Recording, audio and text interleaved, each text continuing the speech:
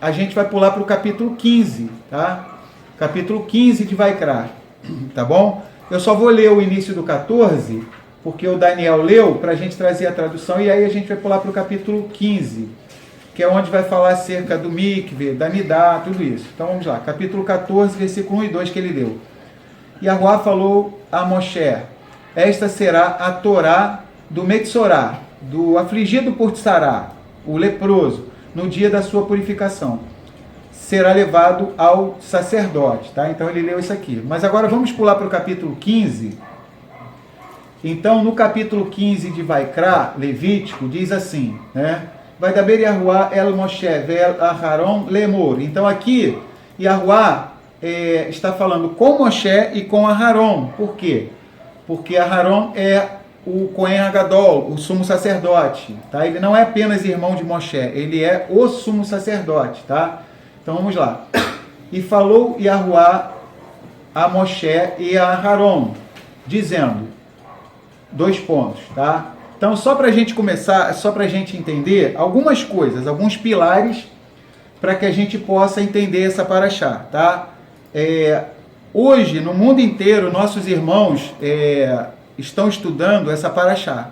Nós que somos do povo de Israel, tá? Estamos estudando essa paraxá no mundo inteiro, no Japão, na China, nos Estados Unidos, em Israel. Todo mundo está estudando essas 2 paraxotes, tá? A que a gente estudou antes e essa que a gente está estudando agora, tá? E uma coisa que a gente precisa entender como povo de Israel, tá? Que nós que somos do povo de Israel temos algumas coisas diferentes do cristianismo, tá? Então, por exemplo, no cristianismo existe o quê? Um papa, não é isso? Não existe um papa lá no catolicismo? O papa, se o papa falar que a bola é quadrada, a bola vai ser quadrada, e ponto final, porque o papa falou, né? Se ele falar que o triângulo é redondo, o triângulo vai ser redondo, porque ele falou. E todo mundo vai ter que pensar daquela maneira, senão vai ser excomungado, não é assim? Dentro do catolicismo, existe um quê? O tal do Papa, né? E o que acontece? Nós que somos israelitas, nós não temos um Papa, não temos um grande rabino que seja o líder mundial, nem nada disso. Não temos nada disso. Os próprios segmentos, nós não seguimos nem o ismo, já deixar bem claro. Nós não seguimos nem o ismo, nós não seguimos cristianismo, não seguimos judaísmo, não seguimos nada. Mas para não sermos injustos, falamos da casa de Efraim, do cristianismo, vamos falar também do judaísmo, tá? Não somos a favor do ismo, tá? Da casa de Judá, o judaísmo. Mas pelo menos uma coisa legal que tem na casa de Judá com relação a isso, é que não tem uma pessoa que vem e dá o corte. Olha, eu falei isso e ponto final, quem não falar está fora da visão. Não existe isso. Então nós temos grandes sábios na história do nosso povo, Rambam, ou seja, o Rambam com M é Maimônides, com N é Narmânides, temos Urashi, a gente ficaria aqui falando sobre vários homens que desde que eram novos conheciam o hebraico de trás para frente, de frente para trás, os 4 níveis de interpretação.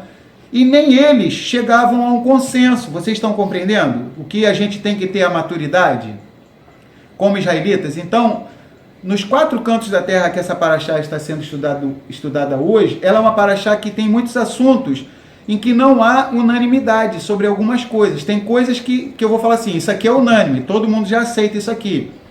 Isso aqui um entende de um jeito, outro entende de outro. Eu estou falando alguma coisa diferente da Brit Hadashah? Não. Quem foi que falou isso em Romanos 14? Shaul Hachalia, né?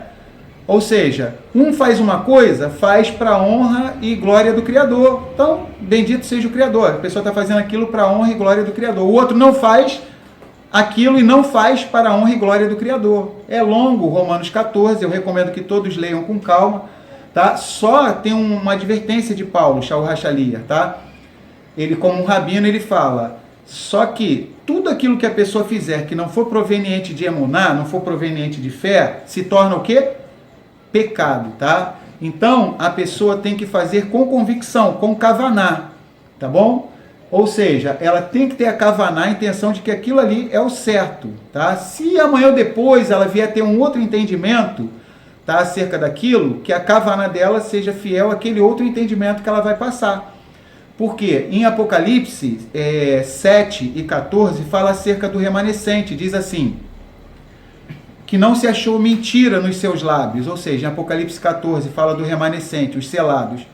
Ou seja, o que pode acontecer com uma pessoa que é tzadik, que é justo, é que ela tem uma noção de algo e amanhã ou depois ela pode ter uma outra noção, uma outra interpretação daquilo, mas em nenhum momento houve dolo com relação ao que ela falava, no que ela acreditava. Então a gente precisa entender isso.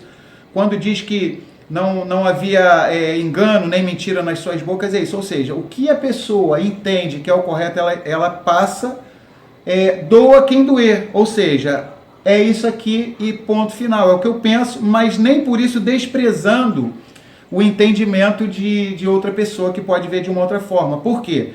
Existem passagens na Torá que nós estamos ansiando que o Messias retorne para que ele venha fazer o quê? Bater o martelo. Eu posso bater o martelo de alguma coisa? Quem sou eu? Poeira, pó. Eu não posso pegar e bater o martelo numa coisa que os sábios do nosso povo, nem eles bateram o martelo, tá? Que nem o Maimônides, nem o Rashi, nem o Narmânides, ninguém bateu o martelo, tá? Ou seja, só quem vai bater o martelo sobre essas questões vai ser quem? Yahushua HaMashiach, tá? Algumas questões aqui, a gente fala assim, todo mundo já bateu o martelo, isso aqui é simples, todo mundo já entendeu dessa maneira, não existe dúvida.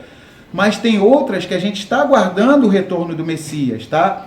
E outra coisa também que se fala muito em Israel, não só nessa paraxá, mas em qualquer outra paraxá ou qualquer assunto em que haja uma divergência de interpretação, tá? Isso se fala muito nas sinagogas, tá?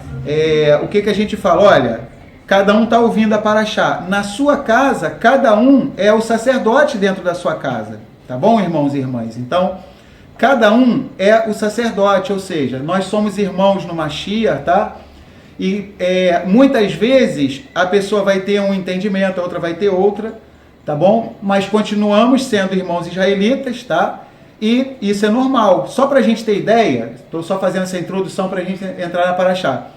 Tem um ditado que fala lá em Israel que onde tem um judeu tem duas opiniões, onde tem dois judeus tem três opiniões, tá? Um israelita, duas opiniões, dois israelitas, três opiniões. Ou seja, nós temos, vamos dizer assim, essa liberdade em relação a passagens que a gente não pode bater o martelo, conforme Atos 3:21, tá? Diz que convém que os céus contenham o Mashiach até o Tikkun Olam, ou seja, a restauração de todas as coisas. Eu pergunto, já estamos no Tikkun Olam agora?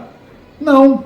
Ou seja, não estamos no Tikkun Olam, restauração de todas as coisas. Então vai ter coisas, tá, que é só o Mashiach que vai esclarecer com exatidão. Pode falar, Daniel. A Jéssica está perguntando, mesmo sendo mandamentos, os entendimentos podem ser diferentes?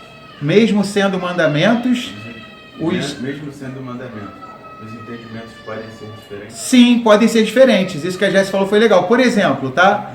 Por exemplo, vou dar um exemplo aqui. Desde que eu não seja uma coisa distante. Vou dar um exemplo aqui, o Shabat, tá? Uns creem que o Shabat começa sexta-feira de noite, outros creem que começa no sábado de manhã, no nascer do sol. Então, o que acontece? Quem crê de um jeito tem textos que dão base para a sua interpretação, e quem crê de outro tem textos que dão base para a sua interpretação também. O que acontece? A pessoa acredita, é sexta-feira de noite, então que ela seja coerente com o que ela acredita. Então, quando chegar sexta-feira de noite, que ela considere que já entrou o Shabat, se o entendimento dela é aquele, e que ela seja respeitada pelos outros irmãos israelitas. O outro, que é quando nasceu o sol, sábado de manhã, ele vai agir de forma coerente a isso, respeitando e sendo respeitado. Ele não pode falar que o Shabat é na quinta-feira. Isso aí, que o Daniel falou foi legal. Por exemplo, a gente pode discordar se o Shabat começa sexta de noite ou sábado de manhã, mas ainda assim somos israelitas e estamos caminhando juntos. Agora, não pode a pessoa falar assim, não, o Shabat é no domingo agora, é quinta-feira, eu sinto no meu coração que é quinta-feira ou o dia que o meu patrão me der a folga. Tem semana que o meu patrão me dá folga na segunda, é o meu Shabat, tá? Então, isso aí já não pode, entendeu? Então, é mais ou menos isso. Pode falar, Mary. Existe uma interpretação dentro do sistema religioso com relação ao Shabat, que é uma interpretação parecida com isso, né? As pessoas acham assim, o Criador estava falando que tinha que ter um dia de descanso. Então hoje eu estou num lugar que o dia de descanso é o domingo. Eles então, falam isso, eu cristãos. trabalho num trabalho que o meu dia de descanso é numa quinta-feira. Então esse vai ser o meu Shabat. Existe isso. Muita gente pensa assim, aí já é distorcer o mandamento. Aí já é distorcer. Imagina se o Criador fosse se moldar todo mundo, né? Pô, se fosse a gente se moldar a gente se moldar ele, entendeu? Então, respondendo a Jesse, podemos discordar com relação à interpretação do mandamento nessas pequenas diferenças, tá bom? Tá? Então, vamos lá. Vamos entrar agora, então, ditas estas palavras, tá? Só para vocês terem ideia, só isso aqui que eu vou falar antes. Um tratado imenso no Talmud, um tratado imenso, gigantesco, chamado, sabe o que, meus irmãos e minhas irmãs? Nidá, tá bom? É um tratado gigantesco que tem no Talmud, tá? E quem diz que eles chegam a um ponto comum? Um fala uma coisa, outro fala outra, outro fala outra, mas o que é importante é que todos creem nessa passagem aqui, tá? Um vai entender de um jeito, o outro vai entender de outro, tá bom? Então vamos lá. 4 grupos serão abordados aqui nesse capítulo 15, tá bom? Nesse capítulo 15 vão ser abordados 4 grupos de pessoas. Primeiro grupo, tá? Primeiro grupo capítulo 15, do 1 até o versículo 15, tá? Que é um homem que tem, trazendo para o linguajar moderno, tá? É um homem que tem uma doença venérea, trazendo para o português claro dos dias de hoje, tá? Ele tem um fluxo nele, tá? Ou seja, esse é o primeiro grupo. Esse é o primeiro grupo. Então, esse primeiro assunto, esse primeiro grupo é alguém que tinha uma doença venérea, tá? Capítulo 15 de Levítico, do versículo 1 até o 15. Beleza. Segundo assunto, é um homem que teve uma poluição noturna, tá? Um homem que de repente é solteiro e como não tem uma esposa, o organismo expele o espermatozoide de noite enquanto dorme, tem uma poluição noturna, tá? E junto com esse daí, tá? No mesmo assunto, um homem que coabita com a sua esposa, tá? Que faz relação sexual com a sua esposa. Então esse daí é o segundo grupo, tá? Vamos lá. Terceiro assunto, terceiro grupo, a mulher que tem o fluxo normal, tá? Que não é aquele fluxo que dura mais do que 7 dias, tá bom? Então é uma mulher que fica no período de nidá, uma nidá normal, que está dentro da normalidade, que não pode passar de 7 dias, tá bom? Passou de 7 dias, já é considerado anormal, tá? E vamos lá. E o quarto grupo é a mulher que tem um fluxo que dura mais do que 7 dias. Em hebraico é chamado Zavá Gedolá, tá? Que é o quê? Que tem um grande fluxo, tá? Em hebraico é Zavá Gedolá. É a mulher do fluxo de sangue. A mulher do fluxo de sangue Quer dizer, é uma Zavá Gedolá, tá? Passou de 7 dias, já não é mais normal. Já não é mais normal, já exatamente. Coisa... Já está no mesmo quadro da mulher com fluxo de sangue, tá? É claro que aquela dali era 12 anos, era uma coisa, poxa, absurda, né? Mas só pra gente ter ideia, se uma mulher, ela fica mais do que 7 dias, tá? Isso vai ser o quarto assunto que a gente vai chegar. Ficou 8 dias, já todo o procedimento dela é diferente, tá bom? Tá? O normal dentro de 7 dias tem que ir embora, não tem que ter mais nenhum sinal, tá? Visível de menstruação. Se perdurou até o 8º dia, 9º, 10º, seja o que for, tem um procedimento diferente que é feito em relação a ela, diferente do que é feito com relação a outra, tá? Então vamos lá, vamos por etapa, tá? Vamos para o primeiro grupo, tá bom? Então vamos lá. Vamos ler o texto e vamos comentando. Levítico 15, 1. Vamos falar do homem que tinha uma doença venérea, é o Zav, tá? É um homem que tinha um fluxo. E falou Yahuá a Moshe e a Haron, dizendo: falai aos filhos de Israel e dizei-lhes. Então, isso que vai ser falado aqui não é para o judeu, tá bom? Não é para o judeu. Então, para a tristeza do cristianismo, né? O cristianismo é difícil o cristianismo e o judaísmo concordarem, tá? Mas nisso aqui eles concordam. Os judeus falam assim: esses mandamentos são para nós, que somos judeus. Aí os cristãos por incrível que pareça, dão os braços ao pessoal do judaísmo e falam, realmente, isso não é para nós que somos cristãos, não. Isso é para o pessoal, para os judeus, tá? Mas não. Falai aos filhos de Israel. São quantas tribos Israel? 12. Tá? Então, quando a gente vai ler algum comentário dos nossos irmãos da casa de Judá, chega a ser engraçado, né? A gente tem vários livros aqui de comentários. Eu mudo na hora que eu leio, tá? Porque chega a ser absurdo. Eles falam assim, o povo judeu recebeu a Torá no Monte Sinai, o povo judeu fez isso, o povo judeu fez aquilo. Peraí, e o povo rubenita, gadita, menachita, efraimita, levita, vocês estão entendendo? As 12 tribos, né? Então, falai aos filhos de Israel e dizei-lhes, 2 pontos, ou seja, já uma prova de que a pessoa é israelita é se ela vai querer cumprir isso aqui ou não, tá? Se a pessoa olha para esses mandamentos e fala, isso aqui não é para mim não, isso aqui, ela já está se excluindo da única entidade que o Criador deu o carimbo dele, que é Israel. Ela própria está se excluindo, tá? Vale lembrar que existem grupos conhecidos nossos na internet, a gente não vai citar, não vai citar nomes, por ética, que acham que eles fizeram um exame de DNA e são judeus, e aí excluem o resto. Então eles cumprem esses mandamentos? Cumprem todos os mandamentos, não comem carne de porco, não podem lidar. E o resto ele fala assim, você não precisa. Você não precisa. Porque você está sendo tratado como uma escória. A escória, o café com leite. É muito sério. É muito sério, é muito triste. Tipo assim, então assim...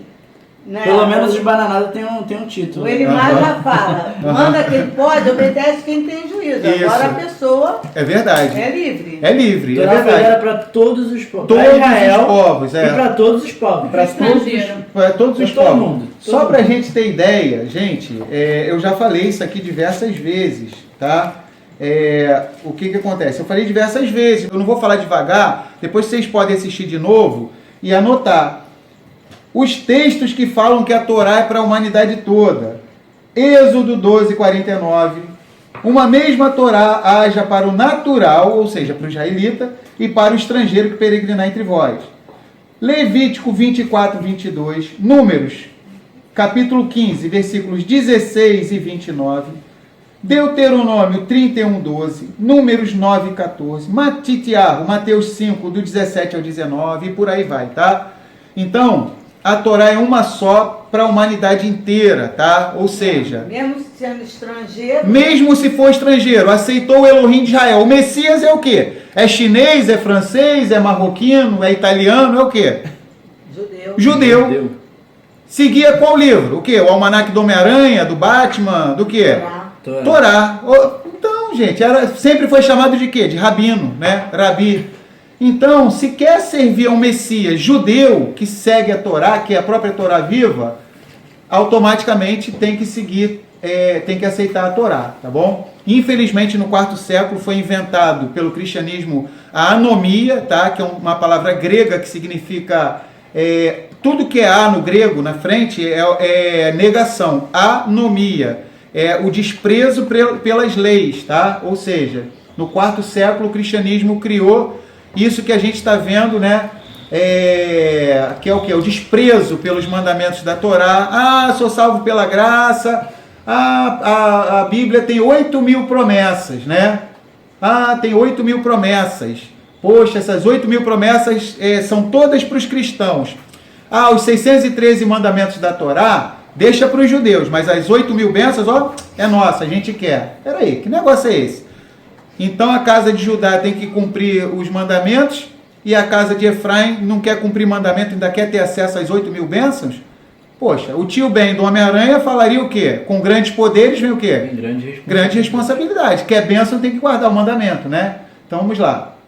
Até porque Yahushua HaMashiach, na aliança renovada, falou o quê? Aquele que tem os meus mandamentos e os guarda, esse é o que me ama. Ou seja... quem tem os mandamentos e guarda, ele ainda falou específico, esse daí é o que me ama. Tá? Não então, é o que fala que ama. Não é o que fala que ama. É o que tem os mandamentos e cumpre. É o que tem os mandamentos e cumpre, não é o que faz coraçãozinho, né? Não quer cumprir mandamento, aí acorda, de repente faz um coraçãozinho, aí escreve lá, né? Jesus, eu te amo, tal, mas não quer cumprir o mandamento, né? Então não temos que amar só de boca. Vamos continuar. E disse Yahuwá a Moshe e a Aharon, e falou Yahuwá a Moshe e a Aharon, dizendo: falai aos filhos de Israel, ou seja, para as 12 tribos, e dizei-lhes: quando um homem tiver um fluxo da sua carne, por causa do seu fluxo, está imundo, ou seja, alguém que tem uma doença venérea, tá? Aqui. Esta será a sua imundícia no seu fluxo. Quer a sua carne deixe vazar o fluxo, quer o retenha, é a sua imundícia. Então, se ele não foi curado, mesmo que não estiver vazando naquele dia, ele está imundo. Qualquer cama em que se deitar aquele que tiver o fluxo será imunda, e tudo sobre o que se assentar será imundo. Então, o sujeito que tem uma doença venérea, o que acontece? Ele sentou numa cadeira, o que aconteceu com aquela cadeira? Ficou imunda. Ficou imunda. Ele dormiu na cama dele, ficou imunda. Da cadeira dele, ele sentou no sofá, o sofá ficou imundo. Aí saiu, ele sentou numa outra cadeira, ficou tudo imunda, tá? Ou seja, a gente está tratando a parte prática, literal da Torá, Peshat, primeiro nível, tá? De interpretação, Peshat. E lá em Israel se comenta que se a gente não entender o literal, a gente não consegue entender os níveis mais profundos. Então vamos no literal, tá? Qualquer cama, de novo, em que se deitar aquele que tiver o fluxo será imunda. E tudo sobre o que ele se assentar será imundo. Todo o que tocar na cama dele lavará as suas vestes. Ou seja, alguém foi lá de bobeira, tocou na cama dele, esbarrou a mão lá, a perna, o que for, tá? O que acontece? Todo que tocar na cama dele lavará as suas vestes. Vai ter que lavar as suas vestes, tá? Se banhará em água e ficará imundo até a tarde. Então, o que acontece? Essa pessoa vai lá, tocou na cama dele, faz um mikve, tá? Toma o banho em água, fica imundo até a tarde. E quem se assentar sobre aquilo em que se assentou, que tem o fluxo, lavará as suas vestes e banhar-se-á em água e ficará imundo até a tarde. Ou seja, esbarrou com a mão, com a perna, ou se deitou na cama do camarada que tem uma doença venérea. Estou falando do jeito mais simples para ficar fácil de todo mundo entender. Tem que botar a roupa para lavar, tá? E fica imundo até a tarde, ou seja, até o sol se pôr, tá? Fica impuro, tá? Então vamos lá. Quem tocar na carne daquele que tem o fluxo, lavará as suas vestes, banhar-se-á em água e ficará imundo até a tarde, tá? Então, tocou também na pessoa, tá? Aí aqui já existem vários entendimentos, aquilo que eu estava falando, é por isso que tem o Talmud, tá bom? Aqui já é uma questão já talmúdica. Versículo 7, quem tocar na carne daquele que tem o fluxo, essa palavra tocar, tá? É da raiz do verbo nagar, tá? Que tem diversas ocorrências no Tanar, e em algumas passagens significa uma coisa, em outras significa outra. Por exemplo, quando o Criador coloca uma praga em alguém, a palavra é da raiz do verbo nagar. Às vezes uma pessoa só encostar na outra também é desse verbo nagar, tá?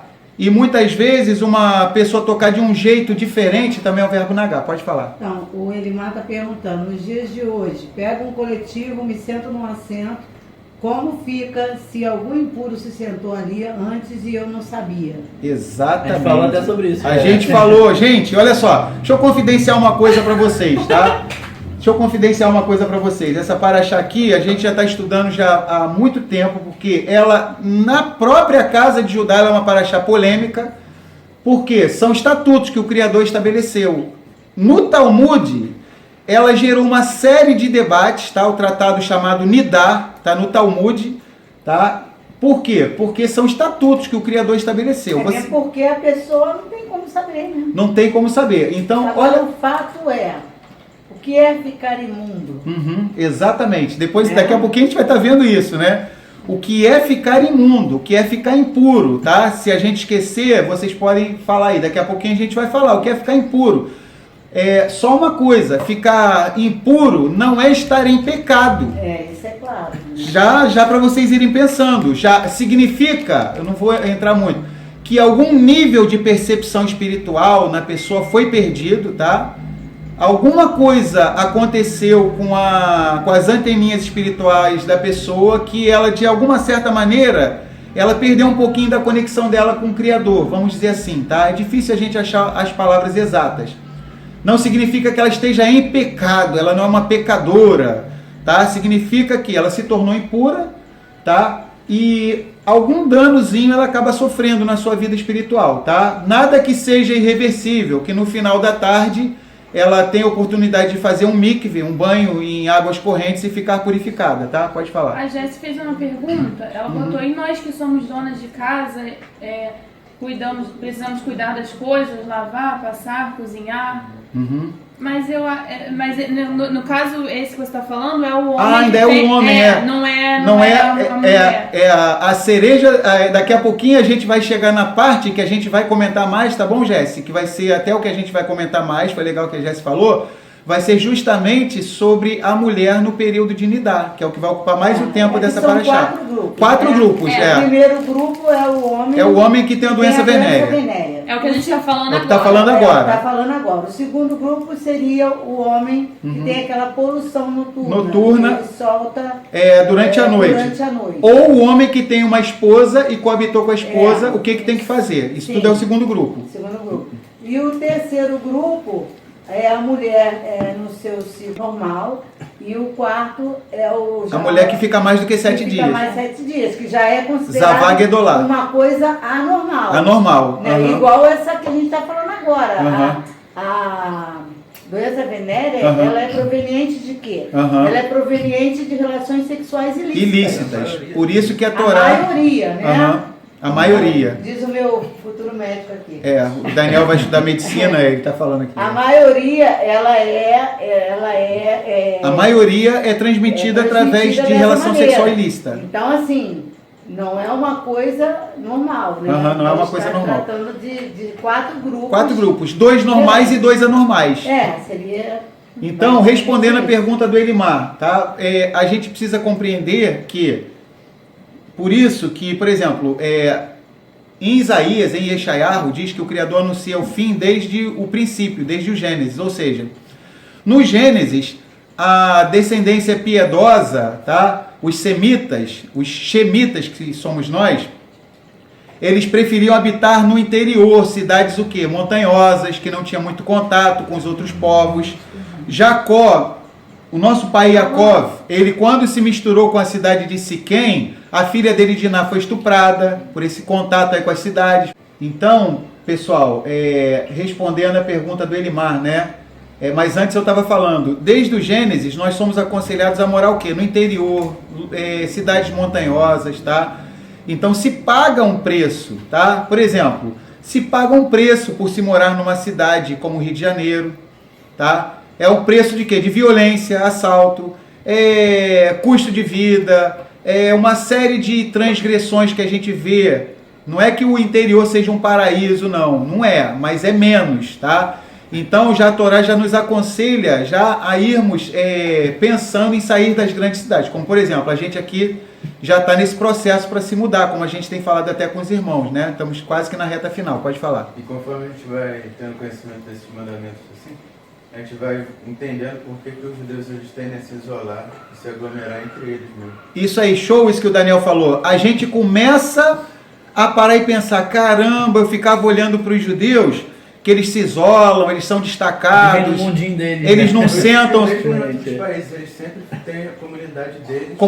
O bairro deles. O bairro deles. Vocês estão entendendo agora? Existe Nova York, a maior cidade do mundo, existe o bairro judaico. Bairro judaico em Nova York, né? Então isso que o Daniel falou foi legal. O que acontece? Estão sempre aglomerados. Assim, aglomerados. Assim, num lugar, né? Não aglomerados igual o pessoal fala. Porque ninguém vai entender. Imagina, você chegar... em um ambiente que está uma cadeira, que você sabe que alguém sentou ali, que vai purificar você, e você não sentar, vai parecer talvez grosseiro para a pessoa, entendeu? Como é que é complexo? Então só quem entende é quem conhece a Torá mesmo, tá? Pode falar. Quer falar alguma coisa aí? Quero, peraí. Peraí que eu perdi a pergunta. O Yachá perguntou, este lavar sem águas é água viva como o rio ou chuveiro também pode? Águas vivas, tá? A gente vai ver no versículo 13, tá? Vai falar Maim Raim, águas vivas, tá? Então, quando chega no versículo 13, tá? Fala isso. Quando que tiver o fluxo, estiver limpo do seu fluxo, contará mais 7 dias para a sua purificação e lavará as suas vestes e banhará o seu corpo em águas vivas e será limpo, tá? Lembra que eu disse que ia falar sobre o Naamã? Vocês lembram disso? Que eu ia falar sobre o Naamã? Só para a gente ter uma ideia, isso também é uma coisa interessante, que a gente já tinha planejado de falar. Isso que o Yachá falou foi bem legal. Tá? O entendimento que se tem em Israel, várias coisas existem em discordâncias, tá? Conforme eu falei. Por exemplo, o tipo de toque que eu estava falando, a raiz da palavra nagá, que é nogueia, aqui, tá? Agora, com relação ao mikve, é ponto passivo. Isso aí é ponto passivo, são águas vivas, tá? Pode falar. Tem outra pergunta. O Biratã está perguntando: nós já não somos purificados pelo Mashiach? Somos purificados pelo Mashiach. E, no entanto, o que acontece? Os mandamentos, eles nos aprimoram. Por exemplo, nós usamos o tzitzit. Embora o Mashiach já esteja dentro do nosso coração, o fio azul, por exemplo, simboliza o Messias. Embora tenhamos o Messias dentro do nosso coração, o que acontece? Nós usamos o fio azul, tzitzit. Ou seja, nós já sabemos que Yahuwá é um. E, no entanto, o que nós fazemos? Nós afixamos nas nossas portas o Shema Israel. Yahuwá é um. Pode falar. O Bruno está perguntando: Maria, usando o exemplo da mulher do fluxo de sangue por 12 anos que tocou no Mashiach, além de se apertar na multidão, todos ficaram impuros em razão dela? Aí, boa pergunta. Foi ótima pergunta do Bruno, mesmo, tá? O que acontece? O que acontece é o seguinte, tá? Para vocês terem ideia, o judaísmo, tá? Vamos dizer assim, isso daí é uma questão que tem interpretações diversificadas, tá? Por exemplo, com relação ao mikve é ponto passivo, ninguém discute isso, seja judaísmo ortodoxo, seja netzarim, seja o que for. Agora, com relação a isso, só para a gente ter ideia, por exemplo, o Shulchan Aruch, eu tenho aqui os 2 volumes do Shulchan Aruch, tá? Estão aqui, ó. O Biratã, acho que tem também, o Biratã tem, eu não sei se mais alguém tem, coloca aí, tá? O Biratã eu lembro que adquiriu também. O que é o Shulchan Aruch? É o Tratado da Mesa, a tradução. Esses 2 volumes aqui, vou mostrar aqui para vocês, ó, esses 2 volumes, eles são o resumo do resumo do resumo do resumo do resumo do quê? Do Talmud, tá? Resumo do resumo. Vou botar aqui agora, tá? Ele é o resumo do resumo do resumo do Talmud, tá? Então o que acontece? Existem visões extremistas ali dos nossos irmãos da casa de Judá, tá bom? Por exemplo, existem segmentos dentro do judaísmo, tá? Só para vocês terem ideia. O que acontece dentro do judaísmo, tá? É um exagero em relação ao mandamento, tá? O Bruno falou sobre a mulher com fluxo de sangue. Vamos ver, daqui a pouquinho a gente vai chegar nela, que é o 3º item, tá? Mas só para responder ao Bruno, o que acontece? Já para responder, ela não estava impurificando. Daqui a pouco a gente vai entrar nela, que é o 3º grupo. Ela não estava impurificando as pessoas que estavam em volta, tá? Ela não estava impurificando. Por quê? Lá a gente vai ver os detalhes. Não vou dar muito spoiler não, já para dar um suspense, tá bom? Mas só respondendo, tipo, sim ou não, ela não estava impurificando as pessoas. No entanto, na concepção de muitos do 1º século, tá? Na concepção de muitos que estavam exagerando em relação a alguns mandamentos, na concepção de muitos, ela poderia ser que estivesse impurificando. Então, muitos ali talvez estivessem olhando para ela, tipo assim, poxa, ela está impurificando todo mundo aqui, tá? Só que era uma interpretação errônea que eles tinham com relação a isso, tá? Daqui a pouquinho a gente vai ver o que fazia com que uma mulher com fluxo de sangue, uma zavá gedolá, impurificasse, tá bom? Daqui a pouquinho a gente vai estar vendo, tá? Então ali era um exagero. Só para a gente ter uma ideia, por exemplo, no Shulchan Aruch, eles comentam que, por exemplo, o marido nem toca na mulher. A mulher que fica no período normal, com 7 dias ou menos, vamos dizer assim, tá? Eles nem tocam. Eles dizem no Shulchan Aruch, eu cheguei a achar até engraçado, que, por exemplo, se tiver que dar uma coisa para a mulher, tem que jogar, né?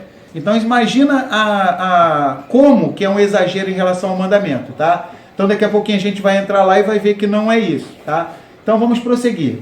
Vamos ver aqui esse primeiro grupo, tá? Que é o homem que tem uma doença venérea. Vamos lá, versículo 7. Quem tocar na carne daquele que tem o fluxo, lavará as suas vestes, banhar-se em água e ficará imundo até a tarde. Se o homem que tiver o fluxo cuspir sobre aquele que é limpo, lavará este as suas vestes, banhar-se em água e ficará imundo até a tarde. é porque tem pessoa que quando fala, sai saliva, tá? Não é só o cara chegar, vocês devem estar pensando, pô, o cara deu uma cuspida no outro. Não é só cuspida não, tá? Um beijo, tá? Hoje em dia de máscara é mais difícil, mas acontece. Acontece, né? Tem gente que quando fala é um temporal, né? Um espirro, né? Um espirro, ou seja, algo que fez com que a saliva da pessoa, tá? Foi parar na outra. Então, já impurifica a pessoa, tá? Se o homem que tiver o fluxo cuspir, ou sair uma saliva dele, tal, ou beijar sobre aquele que é limpo, lavará este as suas vestes, banhar-se-á em água e ficará impuro até a tarde. Qualquer cela sobre que cavalgar o que tem o fluxo será imunda. Ou seja, ele era comum. Antigamente não era moto nem carro, né? A moto de antigamente era o quê? Era o burrinho, era o cavalo, né? Era o cavalo 150 cilindradas, né? Camelo, né? Então impurificava a cela, né? Trazendo para os dias de hoje, né? Se ele sentar num Uber, né? Sentou no Uber, num ônibus, seja o que for, ele impurificou, tá? Então vamos lá. Todo que tocar, eu vou tentar passar logo nesse aqui, tá? E pra gente chegar logo nos outros grupos, tá? Todo que tocar em alguma coisa que tenha estado debaixo dele ficará imundo até a tarde. Quem levar alguma dessas coisas, lavará as suas vestes, banhar-se-á em água e ficará imundo até a tarde. Também todo aquele a quem tocar o que tiver o fluxo, sem ter antes lavado as mãos em água, lavará as suas vestes, se banhará em água e ficará imundo até a tarde. Ou seja, caso esse camarada vá tocar em alguém, ele tenha que antes ter lavado as mãos, tá? Aí já existe um segmento que interpreta que é quando ele ficou curado, tá bom? E outros que não, que é uma coisa normal, que ele lavou as mãos, tá? Uns falam que esse lavar de mãos significa que ele foi curado, outros não. Não, então somente ele precisa, se ele lavar as mãos, tudo bem. O vaso de barro em que tocar o que tiver o fluxo será quebrado, e todo vaso de madeira será lavado em água. Aí tem já uma aplicação espiritual. Por quê? O barro, nós fomos formados do barro, tá? Representa a fragilidade do ser humano, ou seja, a madeira, o vaso de madeira será lavado em água, porque a madeira é o que? Ela tem raízes, é a árvore, tá? Então a Torá está mostrando que a gente tem que... como tudo tem um fundamento espiritual por trás. Na maioria das vezes, a pessoa que adquiriu uma doença venérea, não são todas, mas na maioria das vezes, é oriunda de sexo ilícito, tá? Então o Criador está chamando a atenção, ele é kadosh, ele quer que seu povo seja kadosh, ou seja, essa pessoa que fez esse sexo ilícito, ele, vamos dizer assim, tem uma baixa na sua vida, ou seja, tem uma série de cuidados que tem que ser tomado com relação a ele, tá bom? Quando o que tiver o fluxo estiver limpo do seu fluxo, contará para si 7 dias para a sua purificação, e lavará as suas vestes e banhará o seu corpo em águas vivas, e será limpo. Ao 8º dia tomará para si 2 rolas ou 2 pombinhos e virá perante Yahuá a entrada da tenda da revelação. Dá-los-á ao Cohen, ao sacerdote, que os oferecerá, um para a oferta pelo pecado e o outro para Olá, ou seja, um para Hatat e o outro para Olá. E fará expiação por ele, Lifnei Yahuá, diante de Yahuá, por causa do seu fluxo, tá? Então vamos lá, vamos prosseguir. Então, finalizamos o primeiro item, tá? Que eu acho que não é o que mais nos interessa hoje, né? É o mais extenso, mas não é o que mais nos interessa nessa paraxá de hoje, tá? Vamos lá. Versículos 16, 17 e 18. Primeiro vamos o 16 e 17. Então agora é um homem que tem uma poluição noturna e depois um homem que fez sexo com a sua esposa. Coisas mais normais, né? Coisas mais normais, isso, tá?